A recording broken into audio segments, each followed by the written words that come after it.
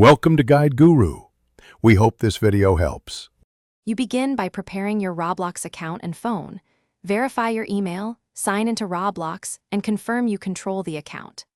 Once done, open Account Settings and select Security. Make sure two-step verification is off for now, because the phone link uses a direct verification path.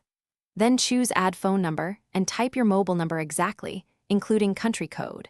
You do this to ensure Roblox can send a one-time code to your device, avoiding delays or delivery failures. Now, Roblox sends a short verification code to your number. This proves ownership and links the phone to the account. When the code arrives, type it exactly into the verification field on the website or app. If it doesn't come in a minute, use the voice option to receive the code by automated call. After successful entry, Roblox stores the confirmed number. This can help with account recovery and authenticator prompts. Make sure to save changes and sign out of other devices if anything looks unfamiliar. Finish by enabling two-step verification if you want extra protection. Adding a phone first makes that smoother. If the verification code fails, double-check the country code and re-request the SMS or choose the call option.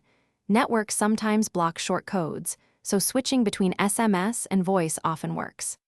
If repeated attempts fail, contact your mobile carrier to whitelist short codes, and then, if necessary, submit a support ticket to Roblox with the exact time and message details. Thanks for watching. Consider subscribing if we helped you today.